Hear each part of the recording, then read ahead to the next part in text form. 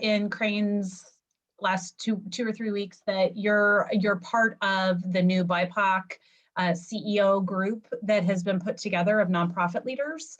And diversity, inclusion, equity is such an important aspect of the community's growth.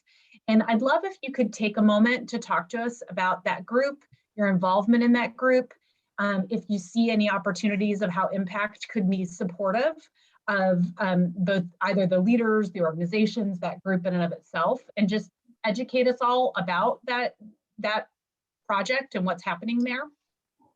Yes, so the project is about, there are 9 organizations led by African Americans who kind of got together, and we're all in that space of youth development. We're all in that space.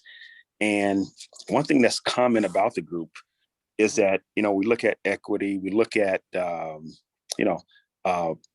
financial equity.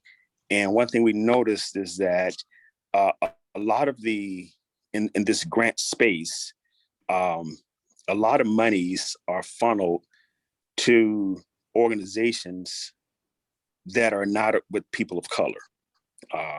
And it can be quite devastating for a lot of organizations trying to do the right things of that nature.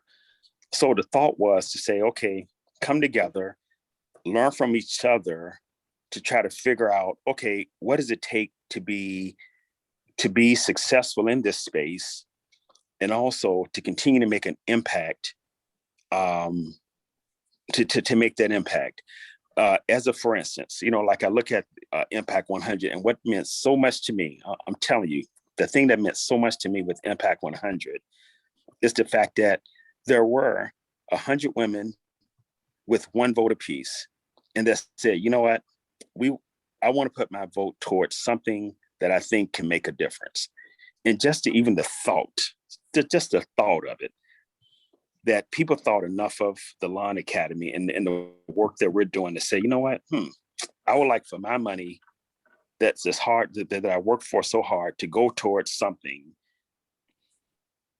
to go toward this work. And I'm kind of choked up about that because that really means a lot to me. Because to me, that this grant has meant more than anything I've ever received, right? Because, but at the same time, if you look at the normal grant situation, most grants of $50,000 to $100,000 and above, if you were to do like a heat map or try to do some type of a bell curve, right? And if you look at how many organizations of color receive that, that would be at that 99th percentile, 99.9% percentile that's out there, right? So then you look at it and say, wow. And Coleman talked about the Skillman organization. They had they brought this up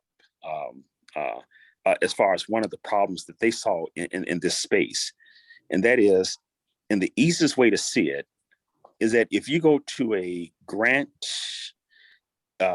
if you go to a grant event to see who are the people that are running all of these organizations and are doing, a lot of great things. But when you look at the room, you would be hard pressed to find a person of color in that room. So once again, the main purpose of that is to say, okay, what is it that we can do together to make that impact? And I think, for instance, like we teamed up with Miss the person over at Midnight Golf, Miss Fluker.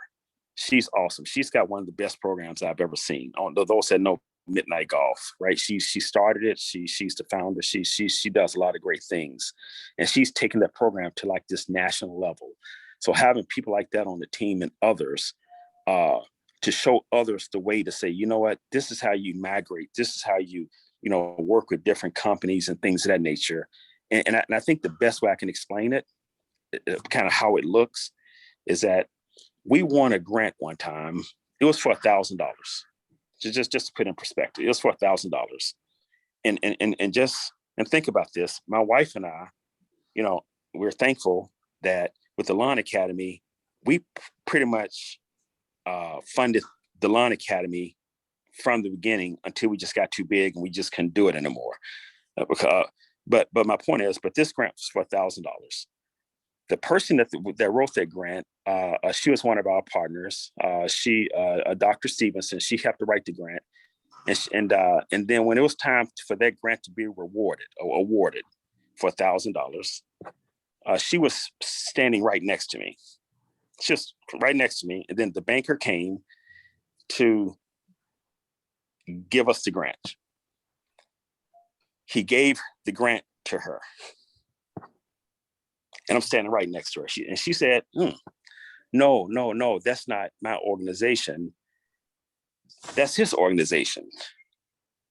If you saw the look on his face, he reluctantly took the grant out of her hands.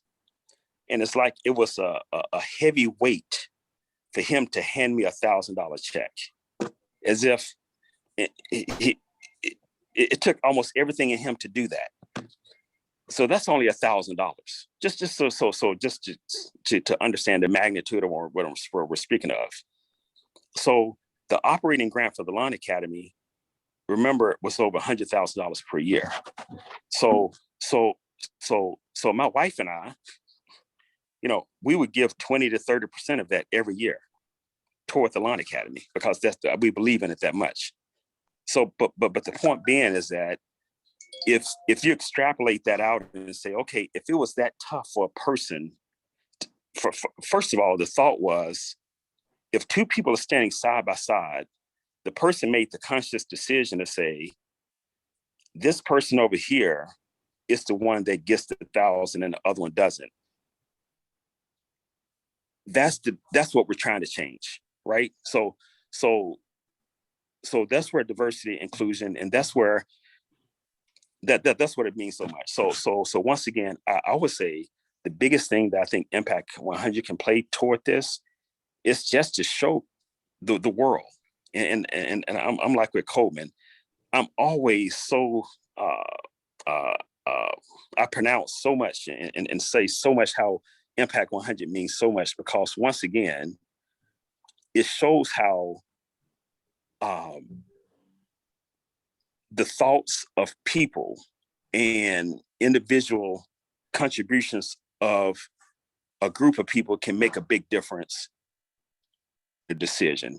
And it's not all person or one entity. And I thank you guys. I think the best thing you can do is to show that model. I think the model that you have is one that means so much. And I think the philanthropic community can learn a whole lot from that. Right. Because I tell you what, I personally write all of our grants. I have never had a grant as tough as Impact 100's grant.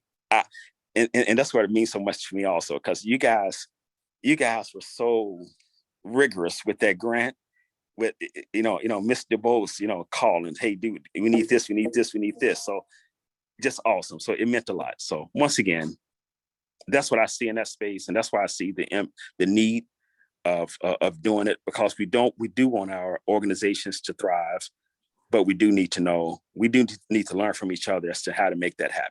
So that's. Thank you, Eric, for sharing your stories. I think, yes, thank you. And it was wonderful to see that the BIPOC group, that leadership group, is coming together. And please know that Impact is here to help in any way that we can elevate those nonprofits and those leaders, and educate. And I think I want to make sure I want everyone to know, as an organization, it's really diversity, inclusion, and equity is important to us, not only in our membership, but as part of our grant process. We added this year to our questions, to our application, we asked for the boards, and we asked a specific question, members of the board, and then we asked a specific question of how does your leadership reflect the individuals that you're serving. And I will tell you from my focus areas perspective, we had conversations around that, and it helped make several decisions in terms of how we thought about the organizations. And our hope is that having that question be part of our application helps organizations understand that this is important to us, but also if it's not something that is already in their organization culture, that they need to be thinking about it as they're applying for grants, not just ours, but in general. So, so thank you very much, Eric. So we're coming close to the end of our conversation today. Something that very few of you had the opportunity to hear, but